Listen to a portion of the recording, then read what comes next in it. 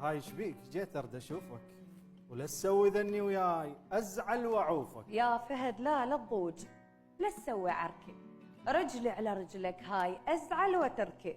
مش دعوة عم ايش صار واحنا ايش حكينا؟ اللي ما يعجبه ليش يفوت ويمر علينا؟ منون؟ تحيز.